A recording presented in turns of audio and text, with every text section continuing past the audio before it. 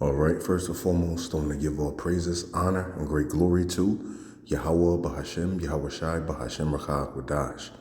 Double honors to the apostles and elders of Great Millstone that rule well, and salutations to the elect pushing this truth to the four corners of the earth in truth and in sincerity. All right, I'm going to try to make this brief. I am on the plantation, but this is going to be a news update on what's happening over there in the so-called Middle East. Now, we've been telling you for months now that this whole thing over there in the Middle East is going to get worse and worse and worse. Now, they had a ceasefire in place, and we've been telling you also that these negotiations that's taking place are going to go nowhere. In the scriptures, it talks about them being drugged into the war, Babylon being drugged into the war, and there's no pulling out. Now, they might have like little ceasefires here and there, but ultimately, World War III must come to pass, and that's prophesied pursuant to Revelations 11 and 14. Now, I want to get this famous precepts, Jeremiah 50 and 45, just, to set the tone. All right. This is Jeremiah 50 and 45, and we read, "Therefore hear ye the counsel of the Lord, that he hath taken against Babylon, and his purposes, that he hath purposed against the land of the Chaldeans. Surely the least of the flock shall draw them out." Now, who's the least of the flock? That's Amalek. That's the tiny tops. All right. Those imposters that's in the land right now shall draw them out. Who's the them? That's America. Out to what? World war. All right. And this is what Trump is trying not to do, go into right now, because it's spiraling out of control. Now, he wanted to go in and, do a few things and get out. But hey, it didn't happen like that. Now it's spiraling out of control. All right. Now you have him on the phone. It could all be staged, but now you have him on the phone cursing out Benjamin Netanyahu, saying that he's effing crazy and the world starting to hate America, hates Israel because of Benjamin Netanyahu. This whole thing is spiraling out of control, and this perceived invulnerability that America has and the rest of the Americans have, and what the rest of the world thought of America is now failing. Okay, now we have China wanting to step up and take Taiwan. All right, which is an ally to America. So we got wars and rumors of wars. Actual wars taking place, and that's a rumor of war. I know I'm a little all over the place, but y'all just bear with me. I hope I'm saying something. But in this particular video, it's just a brief news update on, hey, we told you that these negotiations were going nowhere. All right, they're going to go nowhere. They might be a little ceasefire, them stop. They might stop for a period of time, a couple of weeks to a month of really bombing each other, but it's going to pick right back up, okay? All right, so what do we see right now? We see Israel breaking the ceasefire. And you know what? United States also did too, because Iran was planting, bombs in the Strait of Hormuz, and they bombed them, and they said it was self-defense.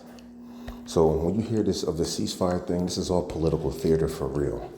And I'm just making this brief news update just to once again drive the point home that World War III is going to come to pass, and all of their negotiations are going to mean nothing. All right. Iran posted an official statement saying that if Israel does not stop their assault and their bombing in Lebanon, then America will suffer economic collapse in the month of June. And they're talking about the oil prices and gas prices. And hey, man, because right now, Trump does have the ability to tap into the strategic oil reserves or strategic petroleum reserves and kind of by the skin of his teeth miss not having no oil or no gas here in the United States. But since the Strait of Hormuz is closed still, and America reaches tank bottom in oil inventory until around July 4th and in mid-July, and he's not tapping into strategic oil reserves, hey, this is a recipe for disaster. There is going to be no gas, hardly no gas at all in July. All right. So, hey, this is the times that we in. Just keep an eye on this. I can't play the rest of this video, but I'm gonna play this when I hop in the vehicle soon, and we're gonna peel this thing back. Anyway, with that, I'm gonna say shalom for now. All right, I just want to read this. I typed in the Google, will the United States reach tank bottoms in oil inventory around July?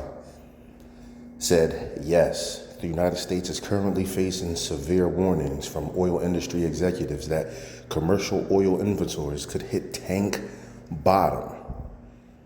The absolute operational minimum required to keep infrastructure functioning in mid to late June or early July. Do you see that? We are weeks away from an actual crisis, man. All right? We are weeks away from an actual crisis. You have Trump posting, the earth with the big red button. He says the world's greatest reset. Okay? They are killing the old world. We're seeing the death of the old world order and the ushering in of the new world order. All right? All right. Shalom, shalom. I was going to wait to play this video when I hop in the car, but I'm on my break and the cafeteria looks a little empty.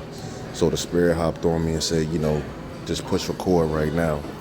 All right. So no further ado, let's hop into this video. All right. And I do want to say this. I want to focus on the next steps. What's about to happen over there in the so-called Middle East is it's about to be a ground invasion. Eventually, this is about to be a ground invasion over there, man. And America's going to get slaughtered over there. And a draft is going to come about, man. All right? We've been saying this for a long time. This is why when we look at these negotiations and, the negotiations are going good, so forth and so on, we're looking at that for what it really is, bullshit and political theater.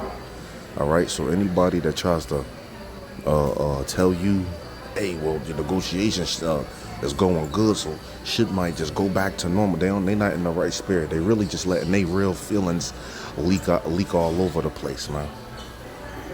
All right.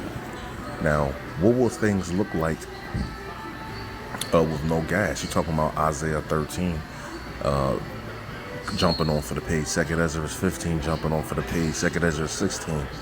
All right. We're talking about that. And there is going to be a ground invasion. As a matter of fact, Salakia for seeming a little distracted. I do got to keep my head on the swivel.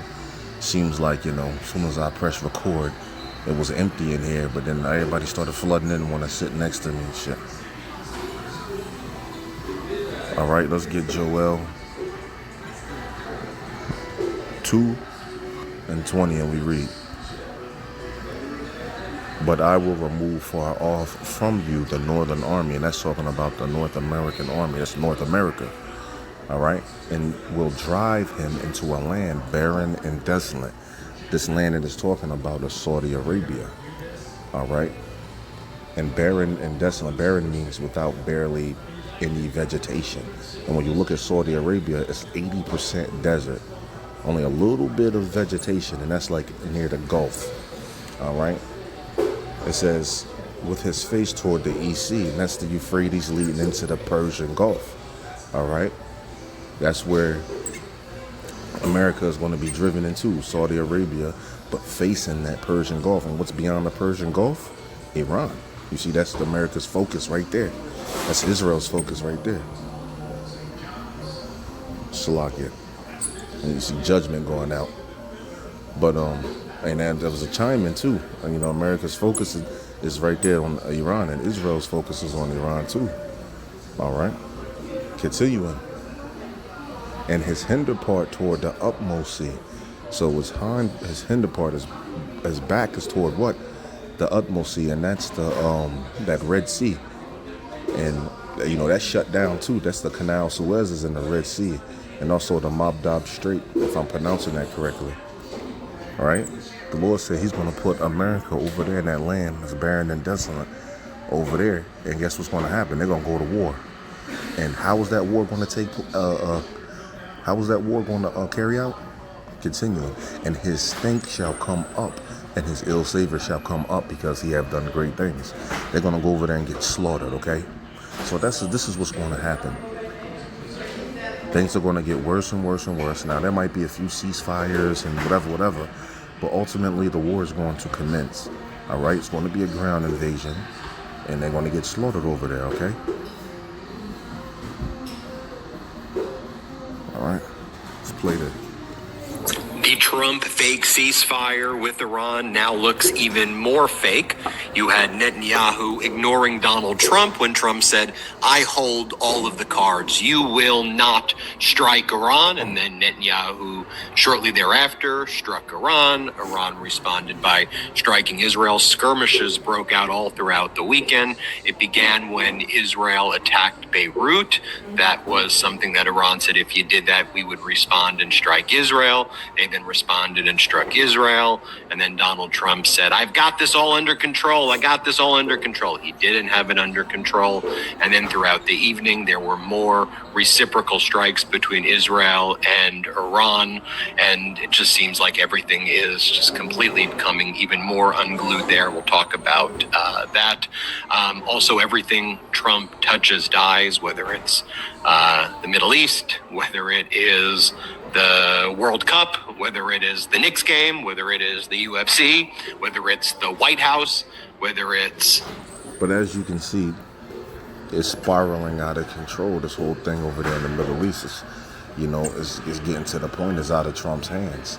Now, they wanted to usher in a new world order, but with this whole thing over there in the Middle East, World War III, it's a little too much, man.